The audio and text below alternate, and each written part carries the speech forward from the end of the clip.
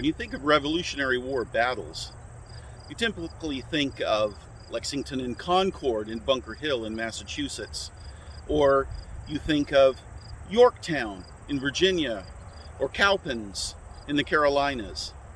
But you don't typically think of the Battle of Piqua in Ohio. And yet, I am standing here on that battlefield. My name's Ron Eckelbarger.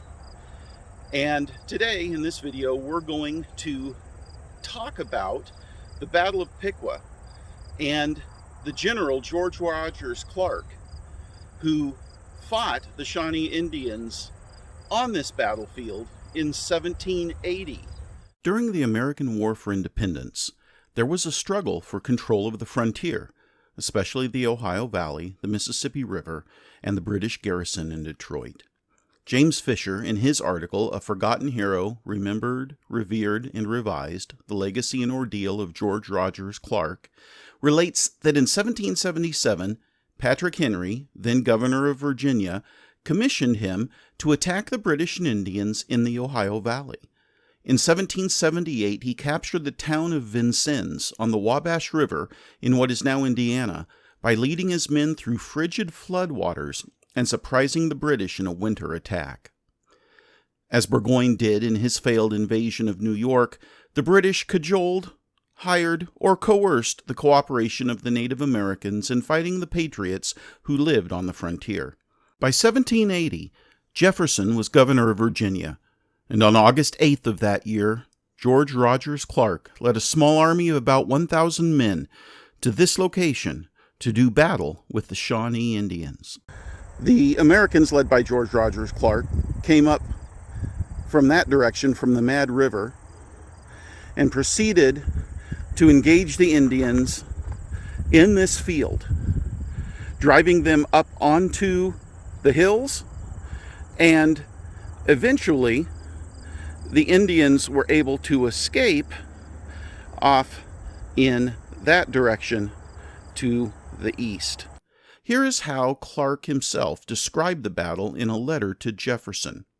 Quote, "I had scarcely time to make those dispositions necessary before the action commenced on our left wing, and in a few minutes became almost general, with a savage fierceness on both sides.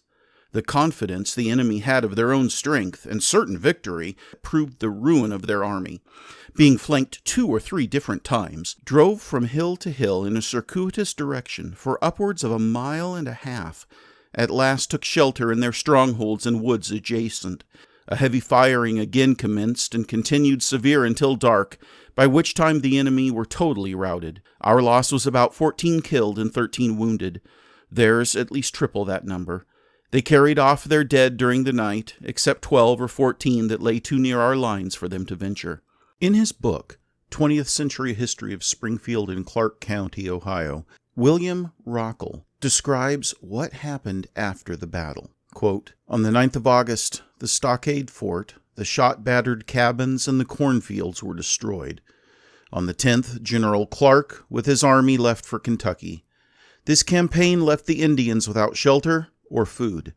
They had to hunt for their support and that of their families, leaving them no time for war, and the border settlements lived in peace and without fear." Unquote. After this battle, the Shawnee relocated their village to the north, near the present-day town of Piqua, on the Great Miami River. This battlefield, and the original village of Piqua, is significant not only because this battle happened here, but there is another interpretation of importance. The Shawnee village that was here was the birthplace of the great chief Tecumseh. He would have been about 12 years old when this happened. Not much happened around the battlefield for almost 150 years. Then, in 1924, a monument to George Rogers Clark, this 18-foot marble statue, was placed on a hill looking southwest over the battlefield. At the same time, it was commemorated that this was the birthplace of Tecumseh. Thanks to the efforts of the Clark County Historical Society and the Clark County Parks Department, today George Rogers Clark Park covers 250 acres and contains the battlefield, a 300-year-old beech-maple forest, 5 miles of nature trails, picnic shelters, Hosterman Lake, a number of monuments, a replica of a Shawnee Indian village, and the Davidson Interpretive Center, where one can learn all about Clark, Tecumseh, the Shawnee, and the battle which occurred here. If you ever have an opportunity to come to Southwest Ohio, this would be a great place to explore Revolutionary War history in what would seem like an unlikely venue.